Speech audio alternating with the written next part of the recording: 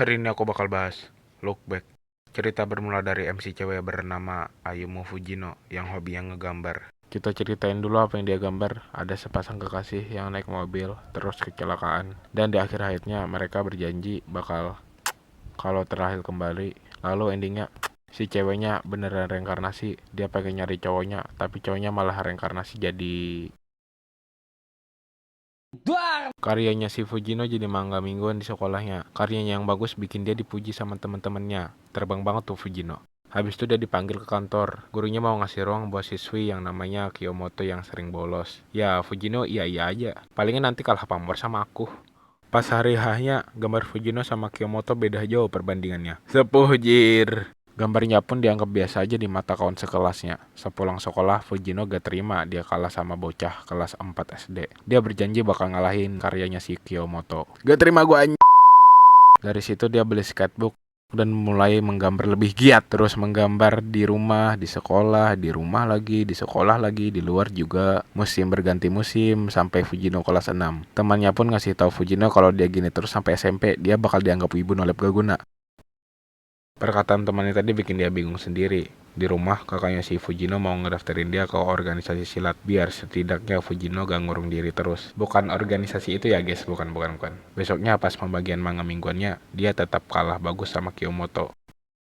Jam dia pun pensiun ke gambar dan lebih milih ngelanjutin kehidupannya yang biasa aja. Dia pun lulus, pas mau ngambil ijazahnya, dia malah disuruh buat ngantar ijazahnya si Kiyomoto. Terpaksa dia harus nganterin ke alamatnya. Pas nyampe, gak ada yang nyahut, pintunya pun gak dikunci. Terus dia masuk dan ngelihat banyak banget tumpukan sketchbooks. Ada satu panel kosong, Fujino isiin. Kiyomoto jangan keluar, Kiyomoto jangan keluar, Kiyomoto keluar, Kiyomoto keluar, Kiyomoto.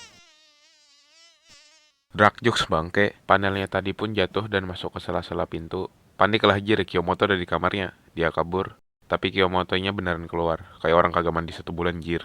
Kiyomotonya bilang ke Fujino kalau dia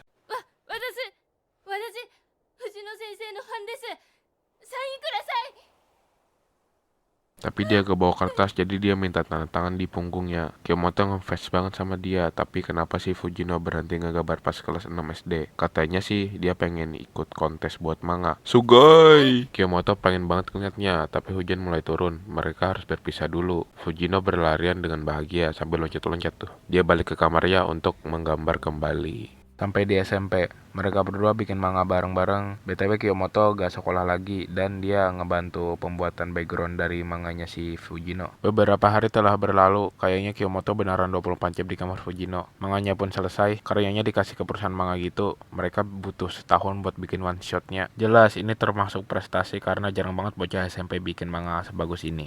Ditambah lagi manganya masuk ke Weekly Jump dan memenangkan hadiah sebesar 1 juta yen atau sekitar 107 juta rupiah. Di rumah, Fujino udah narik uangnya dan besoknya mereka bakal ke kota buat foya-foya. Pas di kota mereka beneran happy-happy bareng kayak remaja pada umumnya. Contohnya kayak nonton bioskop. Dan ini parodi dari manga Goodbye Eri, salah satu one shot bikinan Tatsuki Fujimoto atau autornya Chainsaw Man. Gue pengen banget bahas manganya, tapi ya lain kali aja deh. Lanjut.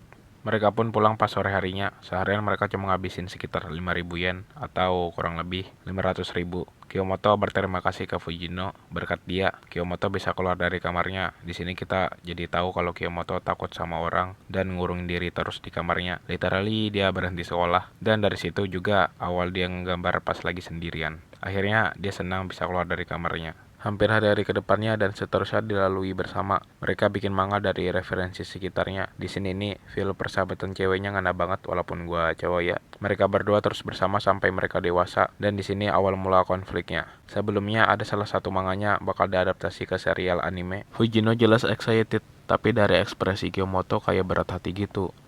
Balik lagi ke scene tadi, Kiyomoto bilang dia bakal masuk ke kelas seni, jadi dia gak bisa ngebantu produksi animenya. Kata Fujino sih gak apa-apa, soalnya dia bakal digantiin sama asistennya. Bilangnya gak apa-apa, tapi kayak gak terima gitu Kiyomoto masuk kelas seni. Bilang gak ada gunanya lah, tapi Kiyomoto mau belajar hidup sendiri tanpa mengandalkan orang lain. Fujino jamin dia gak bakal betah di dunia perkampusan. Dia aja kagak berani ngomong sama kasir. Udah bang, jangan ngasih fakta. Dan mulai dari situ Fujino jadi mangaka sendirian dan dia bikin manga series berjudul Shark Kick. alias itu parodi dari manga Chainsaw Man. Dan manga tersebut menang penghargaan sekaligus akan diadaptasi ke anime. Suatu hari dia ngeliat berita di TV kalau kampusnya Kiyomoto telah terjadi penyerangan. Fujino pun langsung nelpon dia tapi gak ada jawaban. Terus ditelepon ibunya. Flashback dikit pas mereka masih di Besti, kata Fujino seandainya manga dia diadaptasi, dia mau animasinya digarap sama Ufotable. Tapi Kiyomoto gambarnya lambat, dia mau kemampuan gambarnya sama kayak Fujino. Fujino pun sebaliknya, dia mau ningkatin kemampuan gambarnya lagi. Jadi mereka terus belajar bareng-bareng. Itulah sedikit flashback manis sebelum kenyataan pahit datang. Mukanya serem, cok. Terus manganya terpaksa hiatus dulu dan aku mau kalian lihat scene ini. Udah, sekarang Fujino lagi di rumah Kiyomoto. Terus ada majalah Weekly Jump sewaktu mereka masih jadi mangaka berdua. Di salah satu halamannya ada panel yang digambar Fujino pas awal ketemu. Dia mulai mempertanyakan alasan dia ngegambar begituan, yang akhirnya dia nyalahin dirinya sendiri. Seandainya Fujino gak ngebikin Kiyomoto keluar dari kamarnya, dia gak bakal ngemulai awal meninggalnya Kiyomoto, pikir Fujino. Terus dia ngerobek kertasnya. Salah satu robekannya masuk ke sela-sela pintu. Robekannya itu masuk ke alternatif ending. Di ending ini, Fujino gak kepoan dan lebih memilih pulang langsung ketimbang masuk. Kiyomoto pun tetap hidup sendirian di kamarnya dan tetap masuk kampus yang sama. Kita benar-benar dikasih VOP Kiyomoto selagi dia di kampusnya. Sekitar pukul 11 lewat, Kiyomoto lagi duduk di sofa, terus ada suara besi gitu. Yang ternyata dari om ini. Omnya kayak nuduh-nuduh karyanya dijiplak sama mahasiswa di sini, dan beliau ini cara ngomongnya aneh banget, kayak nahan emosi gitu, tanpa baba.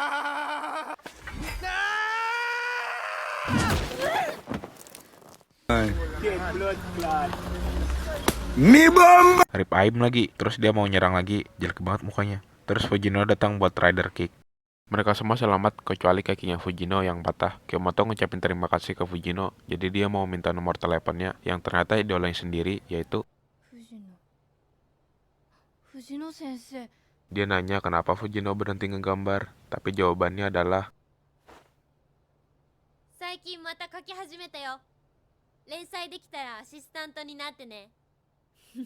Fujino pun dibawa ke rumah sakit. Kiyomoto pulang ke rumahnya, terus dia nostalgia dengan melihat panel-panel bikinan Fujimoto yang dia simpan. Ada satu panel kosong, Kiyomoto isiin. Anginnya ngeniup panelnya, terus masuk ke sela-sela pintu yang terhubung langsung sama ending utama. Fujino yang kebetulan duduk di situ ngambil panelnya.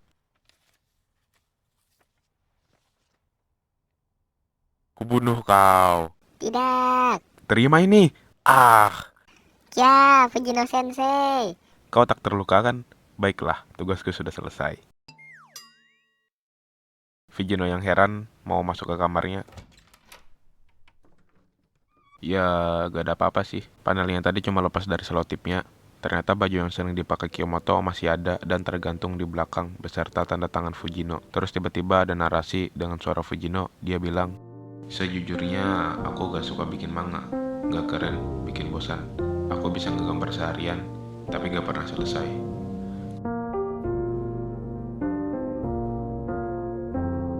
Lalu, kenapa kau menggambar, Fujino?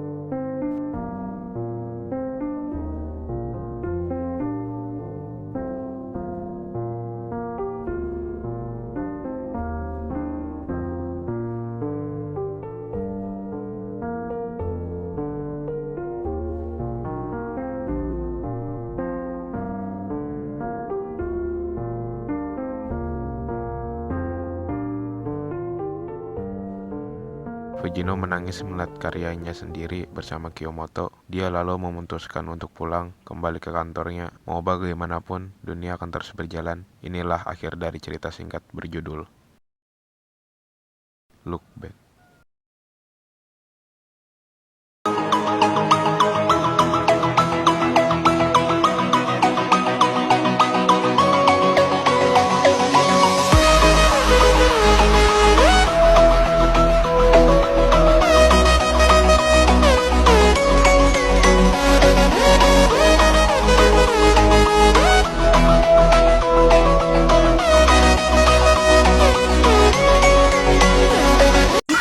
Yo, masterpiece one shot. Itu julukan yang cocok buat ini film. Bagus banget, sumpah, cok. Walaupun film ini gak nyampe 1 jam, ya beneran gak nyampe 1 jam. Cuma 50 menit lebih dikit doang. Buat kalian yang doyan sama anime slice of life, kalian harus nonton ini sih. Aku gak bisa ngasih semua kelebihannya apa aja. Dari animasi, plot, karakter, itu semua bagus banget. Dan isi cerita singkatnya benar-benar simpel, yaitu dua remaja perempuan yang pengen jadi seorang mangaka. Benar-benar simpel kan? Nah, di sini Tatsuki Fujimoto bermain dengan kreativitasnya, dengan membuat plot atau cerita yang awalnya biasa aja menjadi big. Iya kan? Lookback ini cuma salah satu dari sekian one shot bikinan Tatsuki Fujimoto yang gak akan gue bahas di video ini. Kalau gue sebut kekurangan dari film ini, Ini sebenarnya gak benar juga. Kekurangan yang aku maksud itu kurang panjang. Tapi seandainya film ini dipanjangin sampai 1 jam, ya itu gak perlu juga sih. Soalnya gak bakal ngaruh ke ceritanya. mungkin itu aja pendapat dari gue. Overall gue kasih rating 9/10. Semoga kalian terhibur. See you the next time. Adios. Your story